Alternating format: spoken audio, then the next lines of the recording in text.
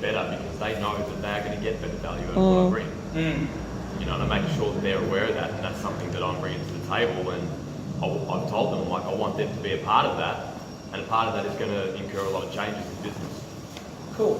Sit down with your guys, with all your clients, do some goal setting, go through the whole process and start to enjoy the whiteboarding.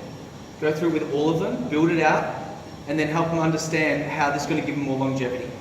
Yeah, but work out what they're really looking for, and make sure you're going to put people with the right people, and that there's actually going to be more value in, for example, them seeing you save 3 times over 2 times, and all the other things that come with it. But you start showing it by, literally guys, transition happens when you go your diary and you go, I'm going to run coaching calls on those days. And you start doing it, and don't be scared of it, start fucking it up, start running it, start getting better, then jump on the group calls every 2 weeks and say, oh, I did this and this happened and I wasn't quite sure, and bring the conversations to us. But you're only going to know when you start implementing this stuff. So in terms of coaching and the main model, how much of that stuff do I actually implement in order to start PT? All of it. Like, you know how I said that I start training like everyone and all that? Yep. When do you start training? You're about to start in a gym, right? Soon? Soon, yeah, so So, by the way, he's very, very brand new to the industry. Yeah? So you've got an awesome start. Yeah. So I was the boss Snap Fitness at Warrigal. Yep. And they picked me for that. They called me as an athlete, but I didn't pick up. Yep. I'll see you next week.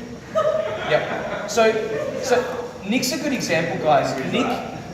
Nick basically went from a CrossFit box, where he's only never really known what it's like to be in a franchise, to a brand new gym. Now, guys, I want to get you ready for what it's like.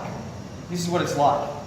He said what he charges. So when he went to the owner, he said, well, they said, what do you charge? He's like, I charge $200 a session. And they're like, really? Like, you won't get that. You won't get that here. He's like, okay, we'll see. You know, and then he explained that it's also, it can be, you know, up to 3 sessions and blah, blah, blah, but it's $200 for one-on-one. And then he got his table out, and people started seeing him do really cool shit with his clients, like mobbing his clients, doing all this stuff on the gym floor. The level of care he gives people is phenomenal. And then all of a sudden, now the owner wants to train with him. Now the osteos are referring to him, so he's now got an osteo network. He trains 4 osteos in a semi-private. Who gets all the leads that are footballers aged 25 to 30? Nick, do you guys all notice the people that are actually good get all the referrals in your gym? Yeah.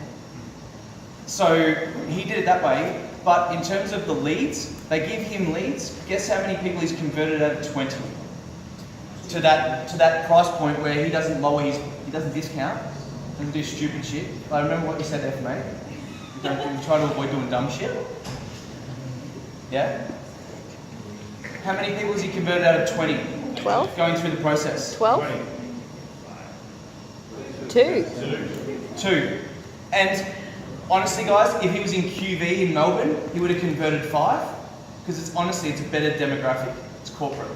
And it's much more high-end. But he is in Melton, which is far Q area of Melbourne, about 110 people. Very, very long way. Do you think he doubted himself when he got those 20, those 18 were not a good fit? Or this isn't right for me? Yeah. Yeah. One of the You best. guys are probably right, right? But this isn't working. I can't charge as much. No one will pay this with me.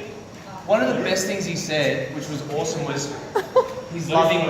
Guys, I'm just going to finish on this. He loves playing with the process. Like, he's enjoying the process of going through, talking to clients, coaching them, connecting with them. See, he said last week, he was joking, but he made how many people cry? 4. He made 4 people cry because he was real. And actually showed up real on a call, really connecting with people. And the crazy part is, it's not like, oh well, I guess we're done and that was shit and that felt terrible. It feels terrible when they finish it, when they don't sign someone up. Hands up when they go through that sales process. He leaves going, I've done everything I can, but they're just not ready. And I wish them the best, like they're in pain, but they're just not ready to change. So, who would appreciate if I run a webinar on this stuff? On their sales process, their business, Okay, cool. I'll run it. I'm going to run pre-shot stuff on the entire sales process. So you guys got a process, but what I would like you to work out is what your questions are between now and then. What do you feel your gaps are? Yeah? Because you guys are all fried and it's like... Yeah. No question. Yeah. I found that there was a disconnect between the script and the way that we learned the last cert and the cert in the webinars versus the leads. It's already changed. Okay, but okay, sorry. There's a disconnect between the people you're getting. Yeah. Because often they're just like, I want to book 5 sessions and go from there. And then you're trying to have a conversation in another direction and it's the wrong people for that approach. Okay. It's a lead generation issue, or it's potentially a coaching issue. It does. It's both. It's Yeah. not a lead gen issue. They're not even.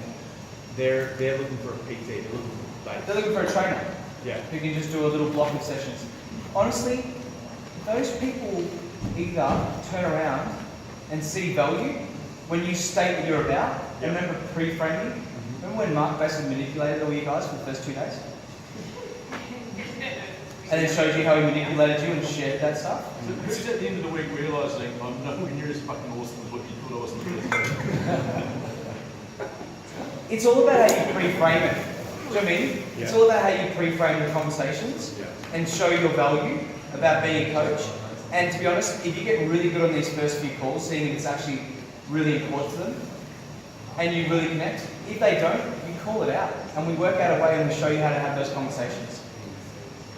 So you just don't spend an hour and a half with people to get no's and get rejected over and over. Yeah. Cool. Question, like I'm currently doing semi-private, but it's not a model. It's similar to this in some ways. So, like for me to jump from where I am at the moment, which is 140 an hour, to something like 250 an hour, Yep. would I not look at, okay, the current clients that I have, step them up in terms of provide a bit more value, charge them a bit more, say like from $70 a week to $100 a week, before I jump to the whole 250? Okay. Although that's a total different client as well. That's kind of going from here. Yeah. Yeah. Yeah. And I doubt Yeah. they're that person. Yeah. Yeah. Which is why potentially you might want to think about grouping people into a small group. Yeah. Yeah. Yep. But they don't get the level of care. Guys, all of what you're doing is you're giving people way too much value at the cheap end. Yeah. You got to look at yourself and wonder why I do that. Why do you, after this, I think you guys know the answer.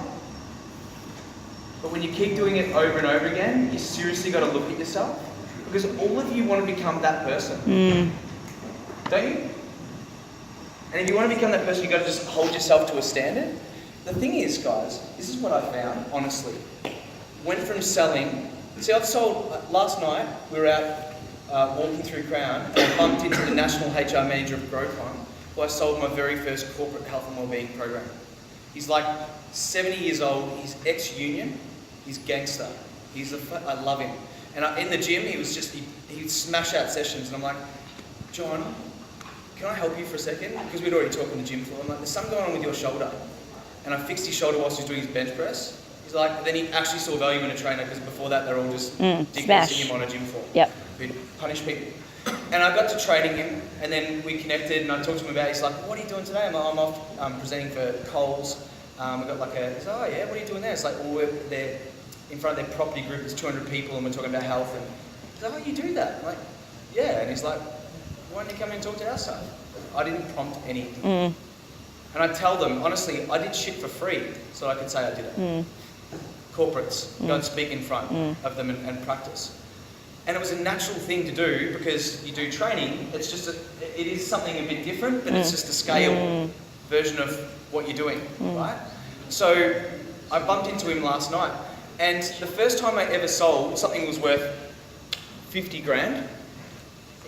Just before I went into that meeting, I was working with a guy for 9 months, and we were building out this corporate health and wellbeing program. Who has a vision of like selling a program? Big thing. I kept building it and building it and building it. Never sold it, by the way.